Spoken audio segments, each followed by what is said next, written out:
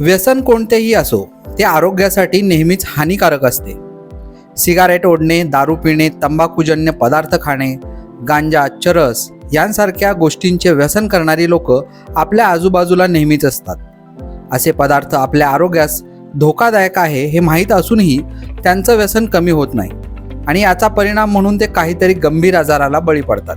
असाच एक प्रकार जळगाव जिल्ह्यातील चोपडा शहरात राहणारे राज मोहम्मद खान शिकलगर यांच्यासोबत घडलाय. तंबाखूच्या अतिसेवनामुळे 2010 मध्ये त्यांना तोंडाचा कॅन्सर झाला.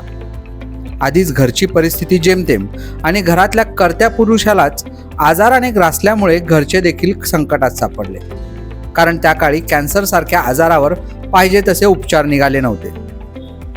पण मृत्यू साक्षात समोर असतानाही राज मोहम्मद यांनी हार मानली नाही. उलट त्यांनी ठरवले की मी जर कॅन्सर सारख्या आजारातून बरा होऊन बाहेर पडलो तर पुढील आयुष्य हे व्यसनमुक्तीसाठी खर्च करेन.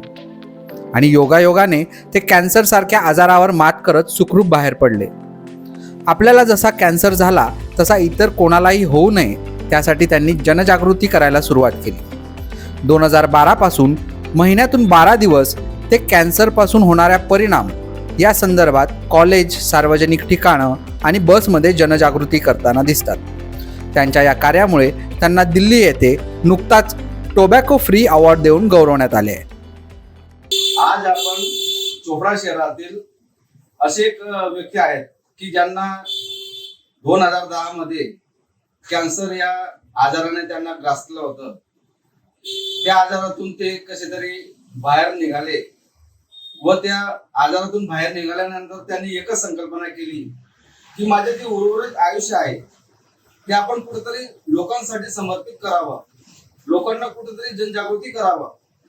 या उद्देशाने त्या दिवसापासून जवळजवळ 12-13 वर्ष झाले असतील, त्या दिवसापासून तर आजपर्यंत त्यांनी विविध ठिकाणी जाऊन जनजागृती केली, विद्यार्थ्यांमध्ये जनजागृती केली, बसमध्ये प्रवास करत असतील त्याही ठिकाणी त्यांनी जनजागृती केली.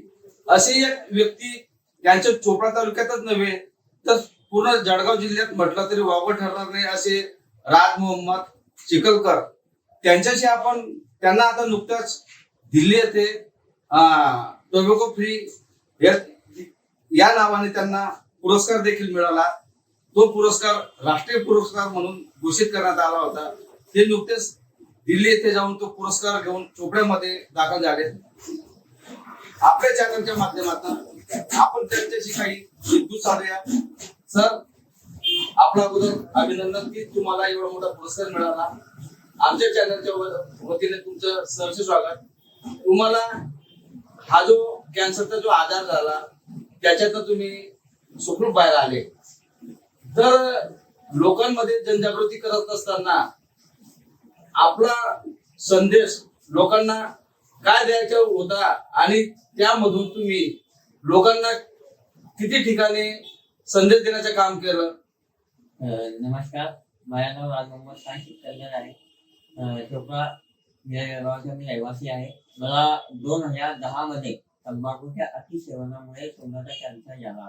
कॅन्सर साहित्यामध्ये होतं, वाचण्याची काही शक्यता नव्हती. पण मी मला काही प्रार्थना केली, जरूर प्रार्थना केली, मला थोडा आयुष्य भिक्षक मला आयुष्य भिक्षक मिळाला. 2010 मध्ये कॅन्सर झाला. 2012 पर्यंत मी रिकवर झालो. त्याच्यानंतर मला आठवण आली की आपण काही परमेश्वराला काही आपण प्रण केलेलं आहे. तर मी 2012 पासून या अभियानाला तंबाखू मुक्त अभियान, ज्याच्यामुळे मला कॅन्सर झाला त्याच्या विरुद्ध मी अभियान केले. आणि ज्या कॅन्सरशी मी लढलो, ज्या कॅन्सरमुळे मी मृत्यूच्या दारातून परत आलो, त्या कॅन्सर रुग्णांना मदतीसाठी मी काही काळ म्हणजे राखून ठेवला. 12 दिवस मी या कामासाठी राखून ठेवले. माझ्या घरवाले, मित्रमंडळी सगळ्यांनी अहोरात्र मेहनत करून मला वाचवले. माझे हे चिंता याच्यामध्ये सगळ्यांचा सहकार होता. आणि एवढा कॅन्सरचा काळ म्हणजे कठीण काळ होता, पण मृत्यू जवळ होता. पण मृत्यू बघून मला पण हे वाटत होतं की माझी परिवाराची वाताहात त्यांना माझ्याकडून त्यांना मी संकटात आणलं होतं. माझ्या मित्र परिवाराला, माझ्या नातेवाईकांना, सगळ्यांना. आणि मला आयुष्य भेटलं म्हणजे मी बोनस याला समजतो, भिक्षा समजतो. परमेश्वराकडून लग्नाकडून मिळालेली भिक्षा आहे. म्हणून 2012 मध्ये मी अभियानाला सुरुवात केली. अभियान चालू करत असताना मला भरपूर या संकटाचा सामना करावा लागला, कारण की कॅन्सर पेशंट चांगला झाल्यावर कॅन्सर पेशंटची मदत म्हणा किंवा व्यसनमुक्त अभियान चालू करत असताना बरेच लोकांनी मला नाव ठेवलं, तुम्हाला हे काय करतो तुझ्या घरात सामान हे करतो. नाही, मी म्हटलं त्यांना नाही, हे आयुष्य अल्लाने देवाने मला निश्चय दिलेला आहे, मला याचा काहीतरी चांगलं करायचे आहे. आणि हळूहळू मी आता सुरुवात केली, लोकांना जनजागृती केली, लोकांना मार्गदर्शन केलं. हळूहळू कार्यकारी असताना सगळ्यात आधी तंबाखूमुक्ती शाळा अभियान आणि लोकांमध्ये जनजागृती कशी करता येईल याविषयी माझ्याकडून आपण बघत असाल माझ्याकडून आपल्याला आहे.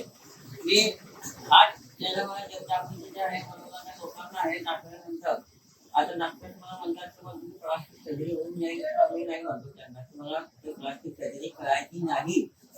लोकांसाठी अल्लाने परमेश्वराने सीख दिलेली आहे. माझ्या हात जोडले लोकांसाठी सीख आहे की आपण जे तंबाखूजन्य पदार्थांचे सेवन करतो, सिगरेट करतो, त्याच्याने कॅन्सर होतो, सतत सूर्याच्या कसं मृत्यू होऊन जातो माणसाचा, हे लोकांसाठी सीख आहे. आणि मी त्याच्याने घाबरत नाही. मी लोकांपुढे स्वतः बसमध्ये प्रवास करीत असताना कुठेही जात असताना लोक हळूहळू मला बघून बोलतात, पण मी त्यांच्या समोर स्वतःने बोलतो की नाही, हे जे झालेलं आहे ते कॅन्सर तंबाखू गुटख्याच्या सेवनामुळे झालेलं आहे. ज्यांना मी लोकांना सांगतो की बाबा जीवन किती सुंदर आहे आणि आपल्या परिवारासाठी आपण किती अनमोल आहोत. या मी त्यांना सांगतो की बाबा तुम्ही तुमच्या लहान मुलं मुली यांच्यासाठी तुम्ही आपलं जीवन हे वाचून ठेवा, त्यांच्या संबंधित करा आणि हे जे व्यसन आहे ते सोडून द्या. भरपूर लोकांनी माझ्या अभियान बघून तंबाखू गुटख्याचं व्यसन सोडलेलं आहे ना.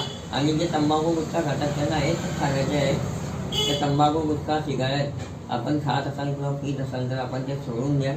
जीवन आपल्या परिवारासाठी फार अनमोल आहे, फार हे आहे. याचा एक भाग कापला गेल्यावर माणूस कसा होतो आणि जीवन किती संघर्षमय होतो आणि किती याच्यामध्ये जातो हे आपण बघायला हवं. मित्रांनो, मी एक शहर तुम्हाला सांगतो, मैं मुस्कुराता हूँ ताकि लोग मुस्कुराए, मैं मुस्कुराता हूँ ताकि लोग मुस्कुराए, हजारों दर्द छुपे हैं मेरी इस मुस्कुराहट के पीछे. मी लोकांसमोर हसतो बोलतो हे करतो, पण नाही, माझ्या याच्यामध्ये किती हे दडलेले आहे हे मलाच माहिती आहे. कारण की मी आपल्या हे दर्द दुसऱ्याला सांगू शकत नाही, दुसऱ्याकडे हे करू शकत नाही. माझा उद्देश हाच आहे की लोकांनी सुंदर स्वच्छ आणि व्यसनमुक्त जीवन जगावं याने माझी मी विनंती करतो. नक्कीच जर खरं जर पाहायला गेलं तर शेकलकर साहेबांनी जे सांगितलं की आजच्या तरुण पिढींनी खरंच तंबाखू मुक्त जीवन कसं जगावं किंवा तंबाखू अतिसेवन केल्यानंतर माणसाला कॅन्सरसारखा आजार कसा जडला जातो, त्या आजारातनं तो बाहेर निघणं मुश्किल होतं, असेच त्यांनी एक युवकांसाठी प्रेरणादायी कर्तव्य ते करत आहेत. व्हिडिओ जर्नलिस्टसाठी न्यूज अनकट आत्माराम पाटील चोपडा.